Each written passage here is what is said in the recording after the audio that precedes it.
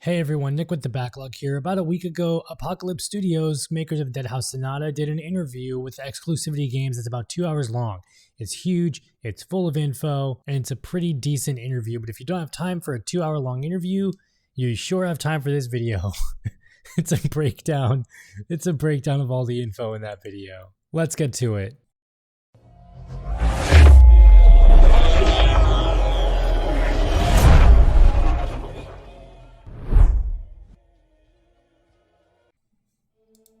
First thing is, beyond the classes that we get to play as, there's going to be 4 different subspecies or races among those classes. They are going to be returned, composed, burdened, and risen. Each of these subspecies gives meaning to the class that you're playing as and why have they returned from the dead. For example, the risen is risen from their own accord from sheer will. That's going to be our Revenant, who is risen from hatred. Pure hatred brought him back from the dead to life, or an undead rather, and now he murders people with his own rage. Another example, returned, is fusing the soul to a dead being. That might be our Banshee, and burdened are affected by certain afflictions or curses. That might be our Ghost. Moving on to some bits from the vampire is that the vampire uses blood magic as his mana pool. He uses his own blood to cast spells as is traditional blood magic. I think it'd be great if they throw in a little animation of the vampire before you switch to like spell casting of him cutting his wrist or gouging like a finger or something with a knife. And then you can cast your blood magic spells. That'd be pretty neat for a little animation. Also with the vampire, we've seen some shapeshifting in the video with the giant werebat form, but that's not going to be the only form he can shapeshift into. There's probably going to be a throwback to Blood Omen where you can turn into a friggin' werewolf, and it's going to be awesome.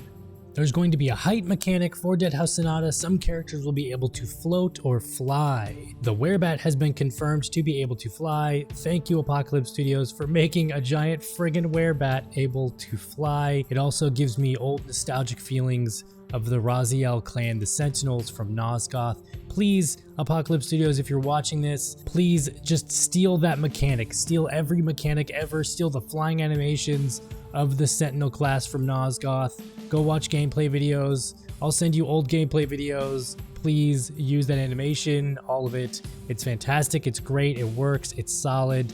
Werebat, flying, awesome. Another form the vampire can take is into a Dracolich. It's a form that Dennis Dyack himself considers to be more devastating on the battlefield than the werebat itself. So I'm judging from the name, a Dracolich is a mix of the Lich and Dracula. More of, I'm guessing, a blood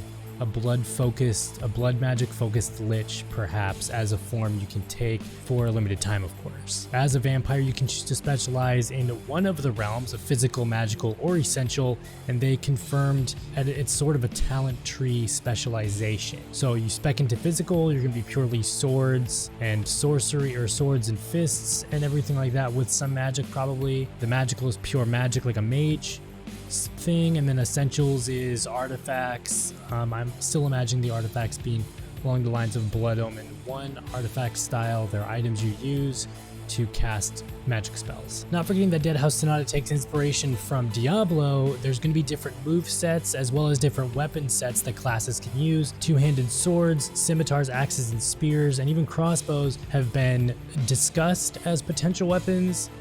Each weapon set is going to have a different set of animations, as you can see with the axe animations for the vampire, and then his sword animations depending on a short sword or a two-handed sword. With the Revenant, you can also see, and depending on what realm you choose to slot into, the physical, magical, or essential is going to also have access.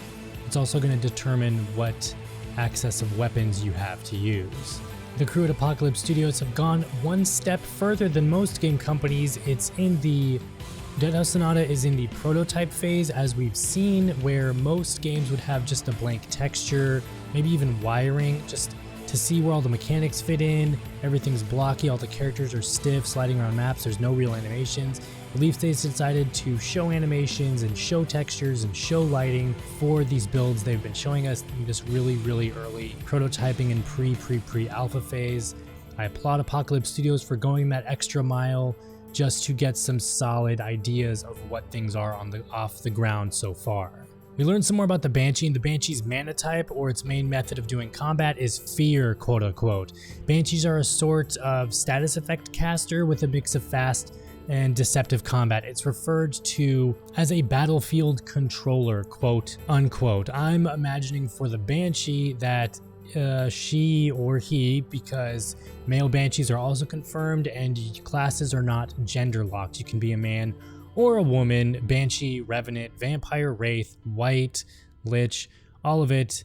I digress. I'm imagining for the Banshee that the battlefield controller is going to be crowd control, going to be a lot of crowd control effects, a lot of crowd control abilities. Banshees typically use in folklore a high-pitched scream that stuns enemies or people and forces them to back away a distance or kills you on command, depending on what lore you're reading. So I imagine one of the Banshee's abilities is going to be that.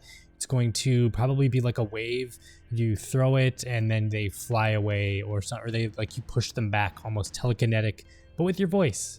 The Revenant, although being the main tank class, quote unquote, or at least for now the main tank class, doesn't mean he or she is gonna be the main tank for your situation in your party, whoever you're depending on playing as, or if you're depending on playing solo. Solo single player is also confirmed. So the Revenant's not going to be the best tank for all situations. There's going to be other classes that you can choose to spec as a tank, or given the right direction, maybe you can make your Lich a tank or your Banshee a tank via skills and abilities. Also, speccing into physical, magical, or essential will have an effect on that as well. Some classes will be able to change their primary state of being into another through specialization. It is also a definitive choice that will be locked once you do so. So if the Vampire has a primary state of physical and he wants to change it into magical or essential later on down the line, he will be able to do so through a specialized skill or something. But then once you change it, you're done. That's it. You can change it. That's it. We get our first look at the Goul here, and we also get more info, and this is so exciting. The Goul's mana type, or way of like how the Banshee has fear or the Revenant has hatred, the Goul has gore. As a Goul, you eat different body parts to gain various bonuses. He can eat meat from the undead, as well as the recently dead or even living in some instances. He can also get fat, so you can start off as a skinny Goul and then get really pudgy and cute like or something. Story-wise, eating a brain will allow you to read someone's mind. You also gain magical powers gameplay-wise. Eating their heart, for example, will give you more health. You become bigger and heavier as you eat, hence becoming fat. Your food determines your gameplay capabilities with that. So if you eat a heart, you might be more, you'll have more health, turning you into a tank of sorts if you were to eat a lot of hearts. He will also move differently than all the other classes so far. So the Vampire, the Revenant, and the Banshee are going to have a very similar moveset. Probably the Lich also is going to have a similar moveset to the Vampire, Revenant, and Banshee with movement-wise. You as a Goul can get sick from eating the wrong food. The value of the food is determined by its freshness. So you might be able to sell food because this is kind of a looter as well. You pick up food, you might be able to sell it, or the value in the health pickups or something, depending on, is like if you eat a rotting heart as opposed to a fresh heart. We get some background on the Wraith, who has a more noble or warrior cast than most ghosts in Deadhaus Sonata lore. They also focus on torture. The Wraith is ethereal in its primary state, and its main mana type seems to be pain, and it is a status effect caster. So it seems the Wraith is going to be the buffer of the party, whether it be negative or positive for those effects. All depends on how you play, whether you could change your primary state to like maybe possess a body or something along the lines of the Lich would be interesting to see. I just like ghosts. I think ghosts are pretty freaking cool, and I think body possession in games is really cool. One of my favorite things in Blood Omen is there's this one spell in Blood Omen where you can like rip the soul out of an enemy and then take over their body for a minute. I hope they focus the Wraith like that, or to counter the Lich anyway, he'll have that as an ability for a short time. Possess a body, run around for a minute, and then when they die, you go back to your Wraith form. Jumping over to the Lich will have different playstyles like most classes, depending on how you specialize yourself, of course. You can be a support character or a nuker, as they say, someone who comes in and deals a tremendous amount of damage in a short amount of time, or with a single ability, etc., etc.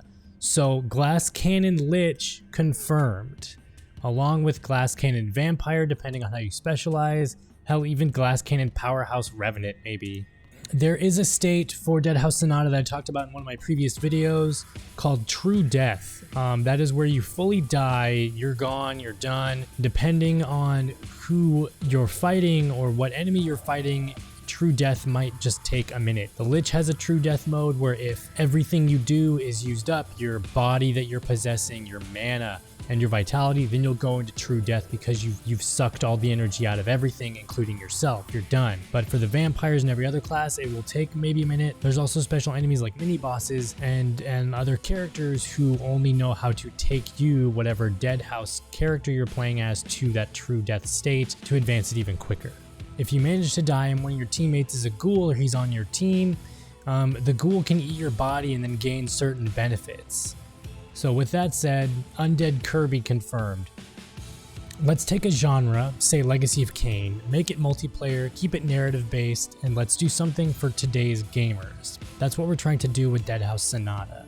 The characters you're playing in Deadhaus Sonata are going to be affected by the lore that's behind them. So whatever lore you may know or read up upon on vampires, for example, is going to affect how they play in game because it's traditional lore. Why wouldn't it affect a character in game? They can't go through salt entrances, they can't cross running water. Silver and lead can probably kill you. Sunlight affects their powers, but it doesn't kill them depending. And for ghouls, they are not affected by anything of the sort because they're ghouls and the lore behind them doesn't call for that. So it's really great to see lore for vampires and other creatures affect gameplay. It's a really interesting take on it, and depending on what lore they're pulling from, it'll be interesting to see how they utilize each piece of lore for each class. Also, in this interview with Exclusivley Games, we get to learn more about the Wight, which is great. He is a military undead. He will have the most power in the area of the soul, sentient weapons and artifacts. So that's going to be the essential realm, I imagine. It will have the most control over them and will be able to customize them further as how you spec. You'll be able to be a summoner in this game depending on how you specialize your class. There's going to be an Empire of Humans also. They are not going to be the most powerful faction, nor are they going to be the main enemy in Deadhaus Sonata. There's going to be more houses than just Deadhaus Sonata of creatures that are not even undead. Examples that have been thrown out that I've heard have been Xeno House from this interview, Dream House. There will be a House of the Mind. There is also going to be Giga House, a house of giants that you can play as later on down the line of the development of Deadhaus Sonata, of course.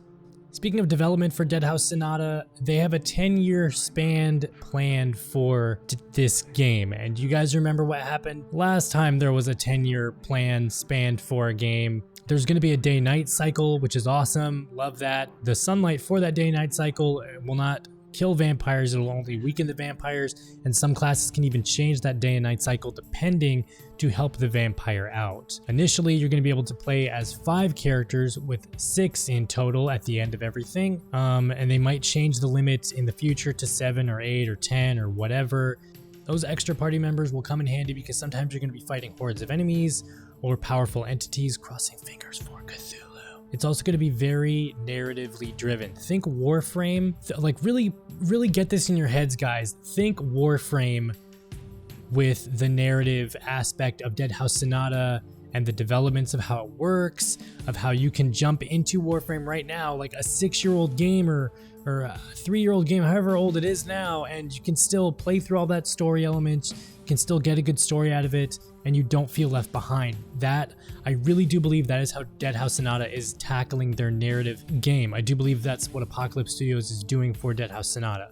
Warframe is a great game, it's a great example of how to do it, so if you're gonna take from the best, take from Warframe for that narrative. Think of Deadhaus Sonata as a narrative RPG where Apocalypse Studios is the game master. They're the GM, and the players are the players is how they're playing it as. They also play a lot of Cthulhu Wars for the asymmetrical gameplay, so think of those narrative elements for Cthulhu Wars and the way they're handling Warframe with how this narrative-driven story aspect is going to be done. Really hoping that they can pull it off. I do have faith they can pull it off. These guys, this team, are known for their narrative games. Now they're just taking that narrative and shifting it to the realm of PvP and online play. Those are the most important parts from the 2-hour-long interview, I believe. I do recommend watching the full thing. Link to it down below. The next Deadhaus Sonata video will be up when it's up. Hope you enjoyed it. For more Deadhaus Sonata news, tips, tricks, walkthroughs, gameplay whenever it comes out, keep it here to the backlog.